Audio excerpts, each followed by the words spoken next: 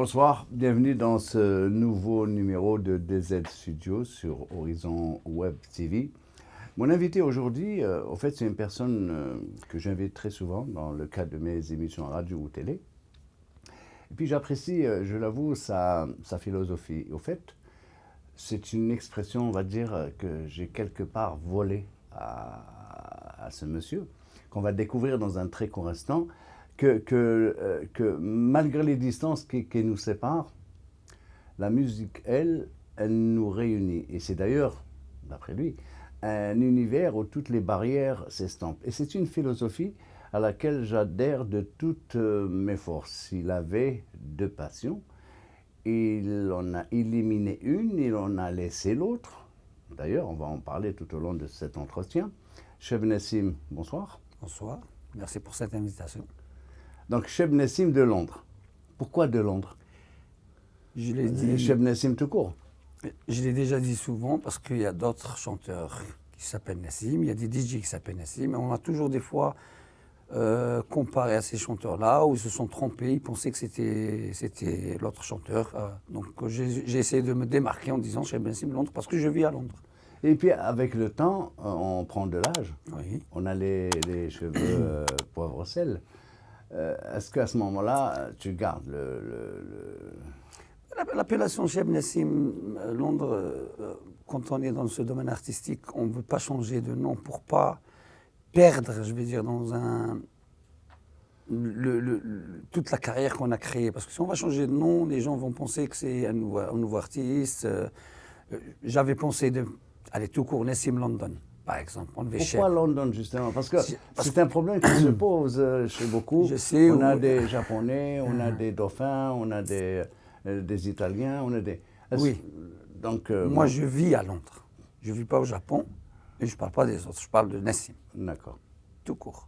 Donc, Cheb Nessim, chanteur high, et puis à l'origine, tu es footballeur. J'étais. Oui. J'étais footballeur, ouais. Toute ma carrière.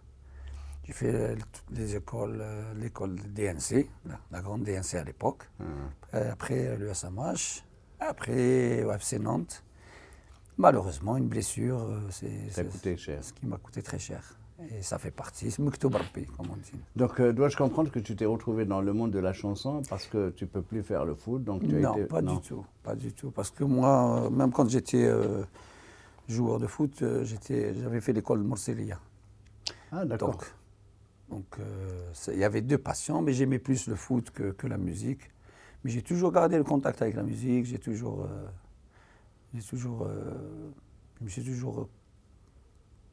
essayé de faire, mais on ne peut pas faire deux choses à la fois.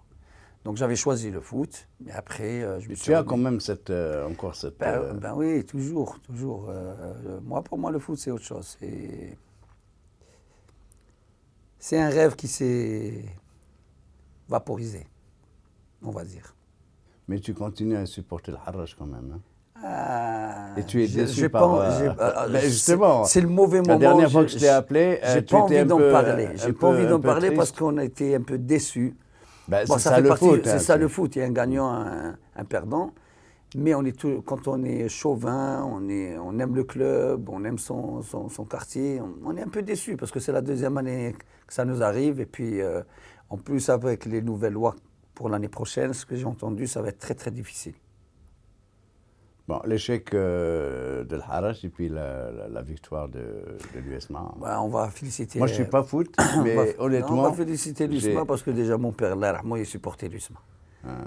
On va les féliciter, ils méritent, ils ont représenté l'Algérie dignement. Donc félicitations et Mbrokali. C'était un beau match. Hein. Très beau match. Pour moi, je ne te le cache pas, foot, je ne suis pas du tout foot. En plus, mais quand il s'agit d'équipe nationale, quand il s'agit d'un club qui joue sous les couleurs de l'Algérie. En plus, gagner en Égypte, c'est pas facile. C'est pas du tout une très bonne équipe pour les Zamalek. Très bonne équipe de Zamalek et le public, on connaît le public égyptien. On félicite l'USMA pour ce... Là, on sort un petit peu, d'habitude, c'est de la musique, c'est... Donc, sport, un rêve qui s'est évaporé, mais c'est un rêve qui a laissé la place à un autre rêve. Tu es l'un des artistes qui rentre souvent au pays. Ben, Tu viens souvent au pays et tu es là pour quelques jours je suis là pour une semaine, qui va se finir bientôt. dans le Et cadre puis, de la musique. dans le justement. cadre, on a enregistré une chanson, Inch'Allah, un new single, avec Zino Djouadi, que je remercie beaucoup, Abdul Paroli et Mohamed Al-Lahiri. Et Inch'Allah, on finira le mix d'ici 2, 3, 4 semaines maximum. Donc pour un single, tu viens, juste pour un single. Oui. Parce que pour moi, pour la... Pourquoi ne la- pas le faire à Londres? Parce que à Londres, la musique... Ça coûte cher. Non, c'est pas une question d'argent. C'est une question des musiciens et les paroliers. Il n'y en a pas à Londres. Donc les meilleurs musiciens raï ou les meilleurs musiciens Ben, il suffit de algériens... leur payer un billet, ils viennent à Le Londres. problème, c'est pas le billet. Le problème, c'est les visas, les démarches, ça prend du temps. D'accord. Donc, c'est pas du tout une question d'argent. Au contraire, s'ils étaient venus à Londres, ce serait mieux parce que niveau matériel, studio, je parle, ça aurait été autre chose. Mais si pourquoi tu n'utilises pas la technologie actuelle, à savoir les musiciens ici peuvent enregistrer leur partition, Oui, te oui. l'envoyer et Ouais. tu fais un mixage. Mais il y a un autre truc, c'est quand tu es présent au studio avec les musiciens. Tu discutes, tu enlèves. Des fois, on enregistre, après on recommence à zéro. Il y a ce contact-là humain que tu ne trouves pas. Autrement, ça va être virtuel. Tu m'envoies des images, je t'envoie des trucs, tu m'envoies par Wave, je t'envoie ça. Mais le contact humain, c'est autre chose. Et tu es là, présent. Déjà, on commence avec le parolier, il te donne le texte, tu vois si ça colle pas, il y a des trucs que tu changes. Tu C'est vois, des paroles que tu commandes. c'est pas des paroles que je commande, c'est des paroles. Alors, دلوني على. Non, c'est chaque parolier, chaque chanteur, il a une voix différente. Donc, Ben, c'est clair. voilà. Après, on te propose des chansons. Il y a des chansons que ça colle, tu sens le Avec feeling. le timbre, Voilà. hein. Dès qu'il m'a proposé la première chanson, j'ai senti. Ça collait. Ça ne veut pas dire que ça va faire un succès, ça ne veut pas dire que ça va réussir, ça veut pas dire. Il faut travailler, il faut être à fond. Après, ça peut faire un succès, ça ne peut pas faire un succès. Mais au moins, il faut toujours travailler.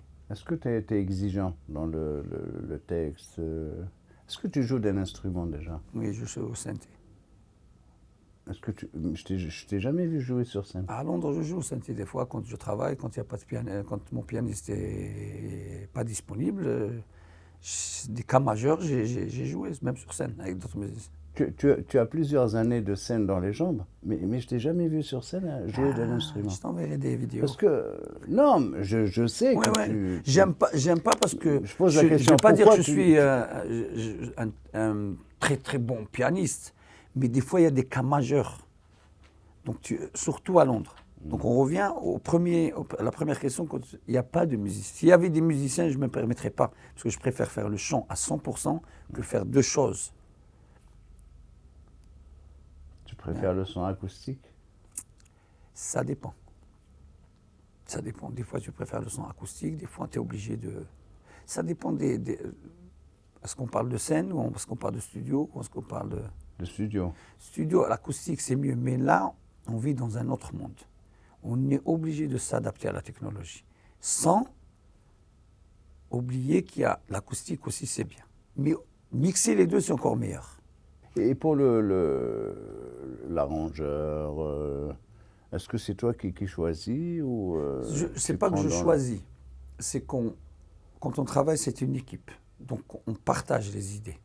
Et le dernier mot revient... Donc c'est toujours le même arrangeur, le même compositeur? Non, c'est pas toujours le même arrangeur. J'ai travaillé avec plusieurs arrangeurs, plusieurs compositeurs. J'ai travaillé à Oran, j'ai travaillé à Batna, j'ai travaillé ici en Algérie avec plusieurs paroliers aussi, Abdelrahman Joudi, Hamid Abdelaloui,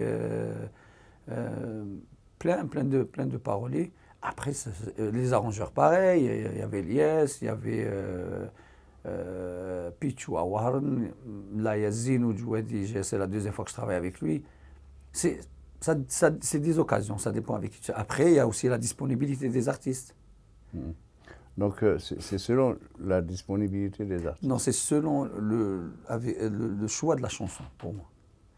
Parce que la disponibilité, par exemple, cette chanson-là, on devait faire ça au mois de janvier-février. Ça parle de quoi? Ce nouveau new single, Ça parle de quoi? ça parle d'amour. Ah, t'es pas sorti du... Du T'es quoi? toujours amoureux? Oui, de ma mère. Hein? Donc, c'est une chanson qui... C'est une chanson qui parle d'amour. C'est une chanson qui parle d'amour. Après, j'ai fait des chansons sur sur le Weldin, j'ai fait des chansons sur le Ghorba, j'ai fait des chansons sur mon père, Allah yarhamou, j'ai fait pas mal de chansons. Mais après, c'est un style, c'est mon style à moi. Est-ce donc, que je peux dire que tu es un chanteur social? Non, j'aime pas utiliser ce mot-là. Pourquoi? Social, entre parenthèses, il a plusieurs définitions. Et je vois où tu veux aller. Non, non, mais honnêtement, puisque tu chantes, tu chantes tu chantes l'éloignement, tu chantes... Au fait... Je suis plus nostalgique. C'est quoi pour toi le social? Ben, tu chantes tout ce qui touche à la société. Ok, d'accord. Là, c'est différent.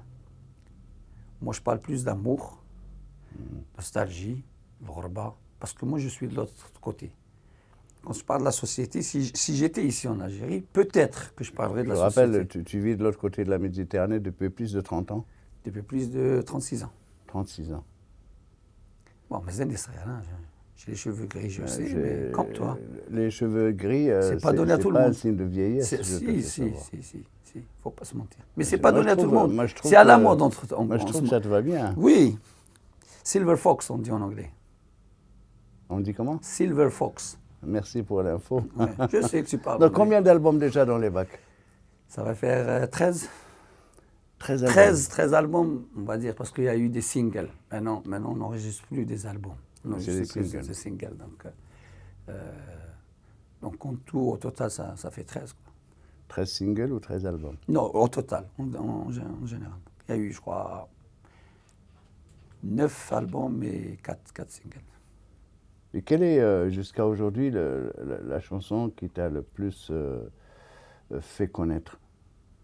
Il y a eu une chanson chez Abi qui m'a écrit Abdelrahman Djoudi, ça remonte plus de 15 ans. Il y a eu Hnina ou Al-Qalb Abyad aussi. Il y a eu Ta'al Weldin, que j'avais fait avec un producteur égyptien, Hussam Ramzi, un des piliers de 1, 2, 3 Soleil, qui est mort déjà, Rabbi Rahmou. Voilà, donc... Et avec le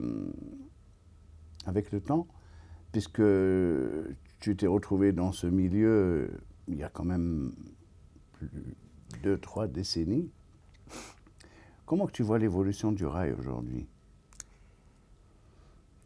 Elle est complètement différente par rapport... Quand tu écoutes la chanson rail qui se fait aujourd'hui. Ça dépend ce que tu écoutes. Moi, je suis resté toujours dans le rail que moi j'aime.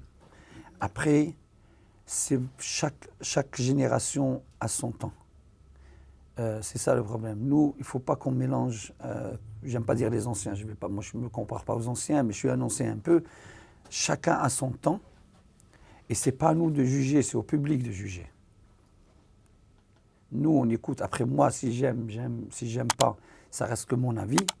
Et j'aime pas donner mon avis à d'autres artistes parce que je ne suis pas là pour faire la morale, parce qu'il y en a qui le prennent mal. Et c'est le public, même l'oreille des auditeurs maintenant, a changé, la génération a dit, elle a changé, ils écoutent autre chose. Par rapport à nous, on se dit, c'est quoi cette musique? Ah, Antouma Ta'bekri. Dans tous les domaines, hein.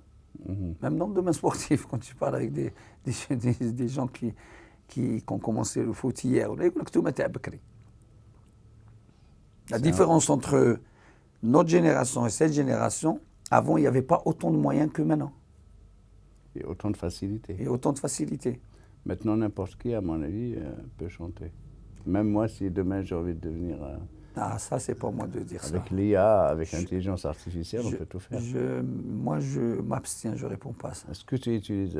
Pourquoi tu t'abstiens? On ne dit pas quelque chose de... Je n'ai pas le droit de parler d'autres artistes. Non, on ne parle pas des autres, on parle de la chanson. Oui, mais c'est moi c'est mon Est-ce avis. que tu utilises l'IA dans le cas de l'IA, l'intelligence artificielle? Je ne l'ai jamais utilisé, jusqu'à présent. Pourquoi? Ça ne m'est pas venu à l'esprit.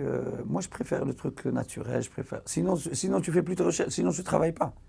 Ça devient plus facile. Après, Tu penses que l'IA nuit, non, elle te rend dépendant? Après, tu deviens indépendant de ça. Après, ça devient plus facile, mais ça ne veut pas dire que c'est pas bien. Ça ne veut pas dire que c'est pas bien. Il y a des trucs que tu peux utiliser, que tu peux.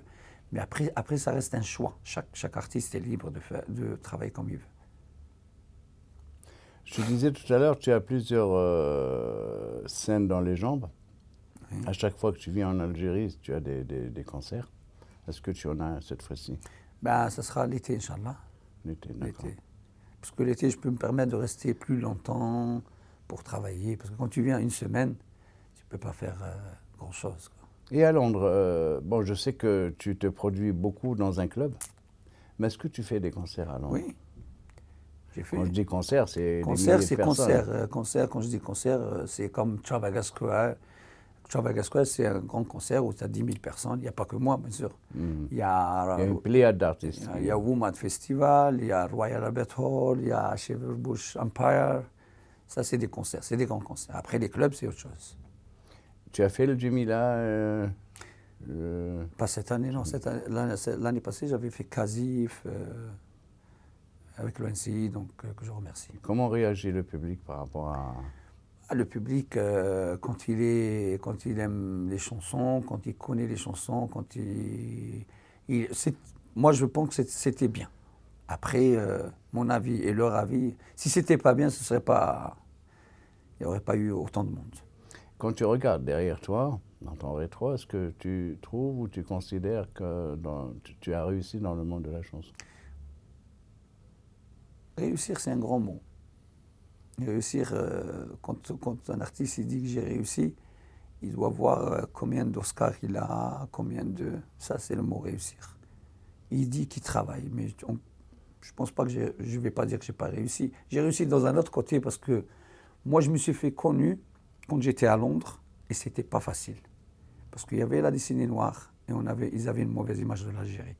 Et pour être modeste, j'ai tout fait pour leur montrer qu'il y a une culture algérienne et il y a des Algériens à l'étranger. Et ce n'était pas facile, crois-moi. Quand on essaye de marginaliser un Algérien chanteur parce qu'il vient d'Algérie, on ne le connaît pas et tout, et j'avais pas d'album, t'es qui? Sans entrer dans d'autres détails et tout, mais pour moi, c'était un challenge et je pense que dans ce domaine-là, j'ai réussi.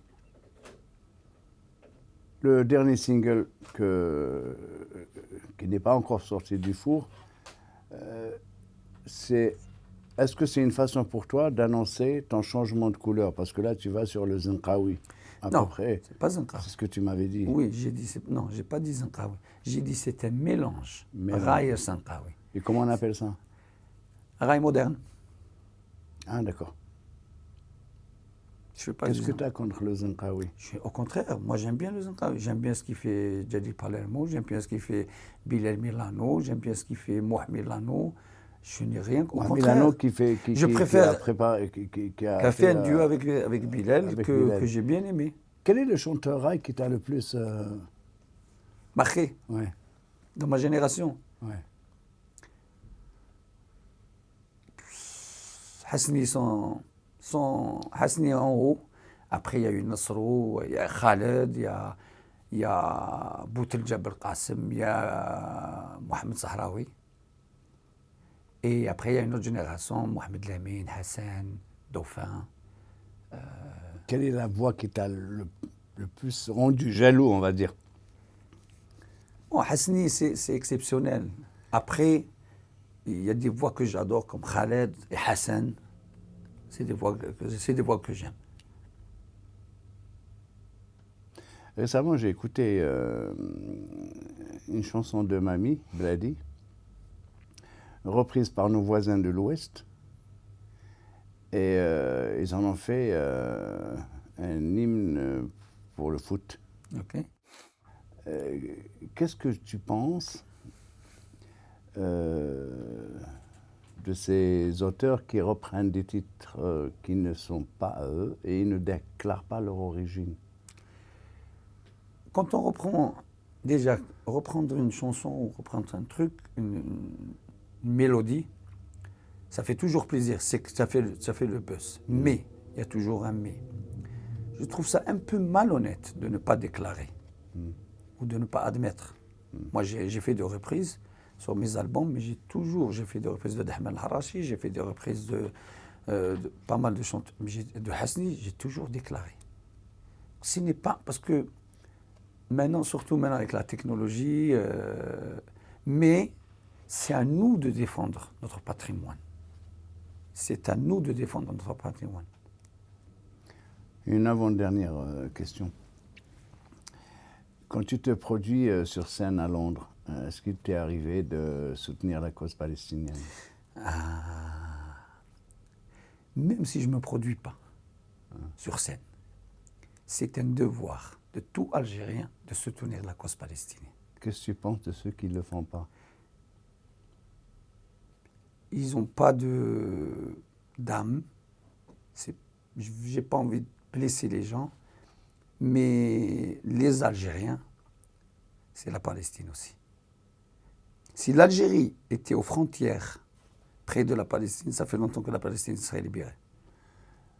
Des projets? Nouveau single, un autre single avec un duo, normalement on en discute, je ne peux pas dire le nom.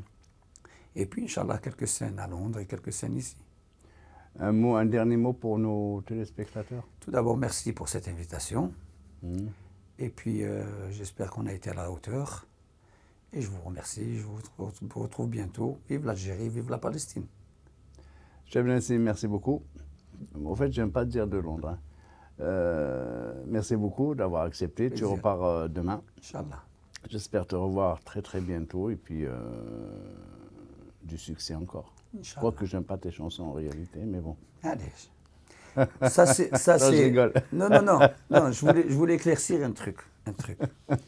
Quand ça peut arriver, il te dit j'aime pas tes chansons. Non, mais c'est pour tout taquiner. Mais ça ne veut pas dire qu'il n'aime pas la personne. Il faut accepter. Non, on parle en pas général. tes chansons, ça ne veut pas dire qu'elles sont mauvaises. Non, mais c'est peut-être que tu n'aimes pas le style, tu n'aimes pas la voix, mais ça ne veut pas dire que tu m'aimes pas. Je sais que tu m'aimes et il faut toujours accepter. Il ne faut pas être dans la défensive. Merci beaucoup. De rien. À très bientôt. Thank you. Voilà, toute bonne chose a une fin. Nous remercions Cheb Nassim d'avoir accepté notre invitation. J'aurai le plaisir de vous retrouver dans le prochain numéro de DZ Studio. D'ici là, portez-vous bien.